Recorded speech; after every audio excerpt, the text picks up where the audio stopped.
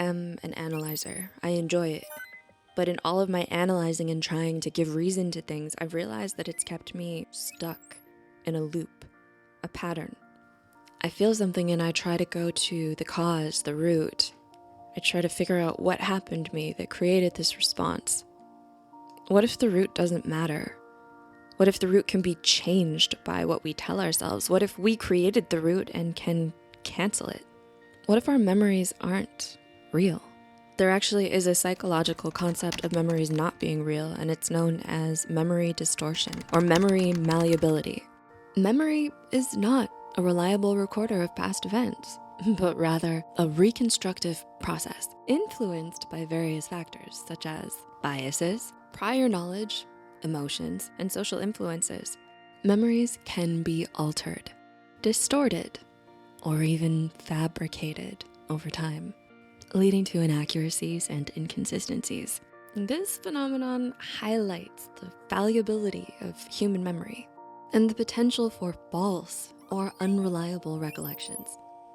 So it's essential to remember that while memories are subjective, they may not always reflect objective truth or accuracy. We've all got trauma, and I don't know about you, but I tend to revisit mine a lot. I repeat it and re-experience it and try to make sense of it. But what if we're not supposed to keep going back and trying to make sense of nonsense? What if we're supposed to catch our feelings in the present and correct them or tell them what we want them to be instead? It seems like we should actively focus on who we would like to be, reactively moving forward. I don't want to stew in fabricated versions of past selves. I've been taking in this book, Breaking the Habit of Being Yourself by Joe Dispenza. I highly recommend it, but I was trying to practice some things that I am learning from this book. So I was trying to feel myself in a reality that I wanted, focus on positive things that bring me joy, imagine myself having them. I was trying really hard to guide my mind and my heart to this place where all was well. No worries, at peace, fit, healthy, financially stable, walking on a beach in the sun, happy, joyful, confident, calm. And it was as if it was repelled, felt like magnets facing the wrong direction. What I felt most drawn to was the wanting of those things, the area between here and having. I recognize that my neural pathways are addicted to the wanting part. They're comfortable there.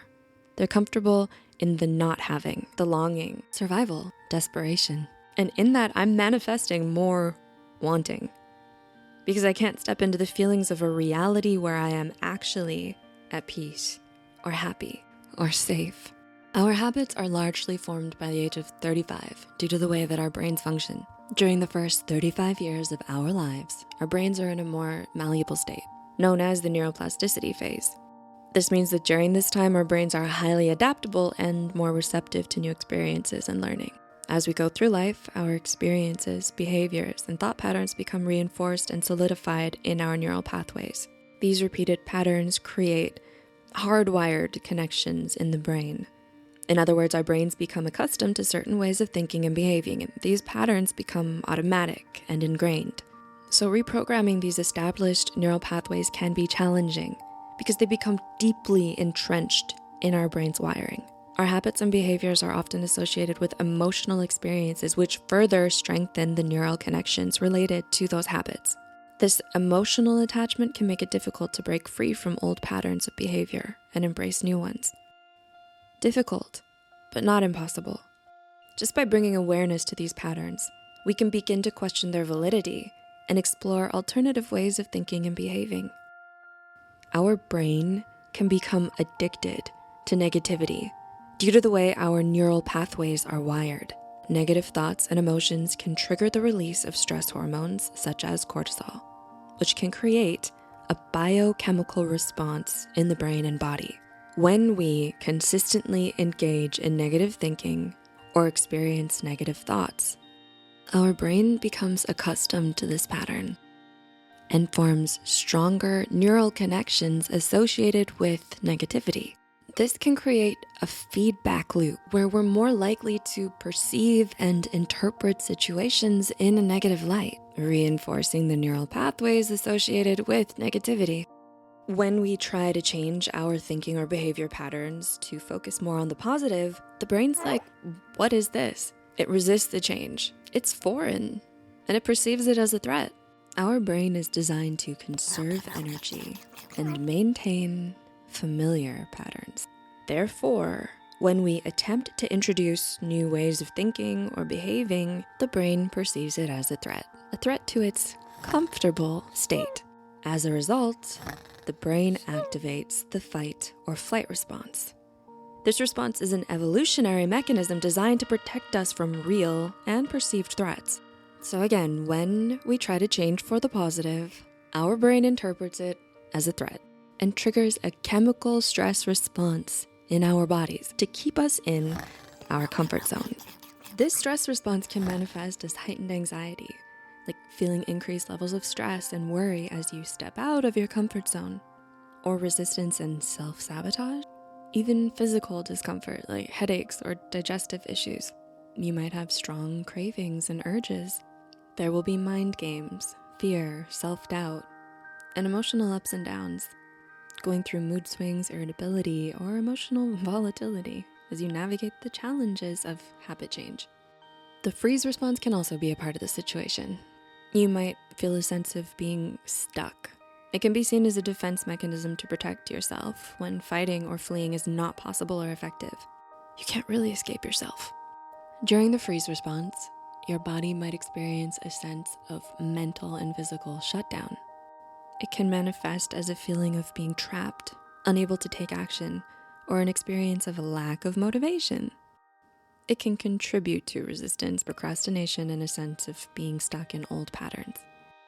I have created a blockage where my neural pathways are far more comfortable in guilt and shame and self-pity, insecurity, and survival mode. And so the things that I say I want are actually read as a threat to my brain within the wiring. They go against the repetitive thoughts I have fed myself for years. It makes me wonder if my depression and anxiety and CPTSD symptoms are all my brain trying to protect me and keep me in its comfort zone.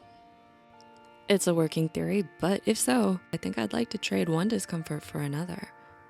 I'd like to exchange my depression, anxiety, and PTSD for uncomfortable positive change, please, and thank you, brain. So it doesn't make sense, but it makes sense that the things that I want, or thought I wanted, or think I want, no, I know I want, but my brain doesn't want, yeah, it's confusing. But to summarize this video so far, the brain's goal is to maintain the status quo and avoid perceived risks or uncertainties associated with change. When you attempt to change a habit or do something outside of your comfort zone, you may begin to feel sluggish or groggy or tired, depressed, anxious. You'll feel excuses bubbling up. Procrastination enters the chat. This is all a chemical reaction that your brain has created to keep itself in the familiar. Your brain believes that that's where safety is. That's your safe space. And anything outside of that is a threat. It's dangerous. So it'll do everything it can to try to protect you and keep you there. To overcome the brain's addiction to negativity and successfully change for the positive, becoming aware of our negative thoughts and thinking patterns is the first step. By consciously observing our thoughts and feelings, we can begin to recognize the triggers and underlying beliefs that contribute to negativity. Then we must interrupt the pattern. When we catch ourselves engaging in negative thoughts or emotions, we can consciously interrupt the pattern by redirecting our focus to something positive or engaging in activities that bring us joy and gratitude. The latter is much easier for me. So I step outside into nature. I go for walks. I play with my dog. I take a bath. Or I write, which I think is one of the most powerful of them all. This interrupts the established neural pathways associated with negativity and helps to create new connections. Then we create new neural pathways. We're able to do this through neural plasticity, also known as brain plasticity or neuroplasticity, which is the brain's ability to change and adapt throughout an individual's life. It's the brain's remarkable capacity to recognize itself by forming new neural connections, strengthening existing ones, and even reassigning functions to different brain regions. This process occurs as a response to experiences, learning, and environmental stimuli. Neuroplasticity plays a crucial role in various aspects of cognition, including memory, learning, and recovering from brain injuries. It also allows the brain to adapt and learn new information, making it a fundamental mechanism underlying human development and adaptability. Here are some ways to create new neural pathways. Practice meditation, visualization, affirmations, and gratitude exercises. These actively create new neural connections associated with positive thinking and emotions. These practices really can help to rewire the brain and reinforce positive patterns. Changing the brain's addiction to negativity requires consistent effort. Engaging in positive thinking behaviors regularly and repetitively helps to strengthen the new neural connections and weaken the old negative ones. Changing deep-seated habits takes time and effort. It's important to be patient with yourself. Celebrate small victories and try to practice self-compassion throughout the process. By understanding how our brain becomes addicted to negativity and implementing these strategies, we can gradually shift our focus towards the positive and create new patterns of thinking and behaving that support our well-being and personal growth. It's wild to acknowledge and accept the fact that good thoughts are gonna feel bad for a while. Positive thoughts are gonna feel negative. So I'm just reminding myself that as long as I'm uncomfortable, I'm doing something right. In order to grow, we must step out of our comfort zones. And practice takes practice. And then it makes habits. Breaking them and creating them and creating them and breaking them. Our brains are amazing. Our minds are amazing. Our ability to manifest and change and grow and recover, it's like magic. Are you wondering why changing my thoughts matters so much to me? And why I think it should matter to you? What does it matter if you change your mind from negative to positive? It's not like it changes the universe or anything. Let's talk about that in part 2.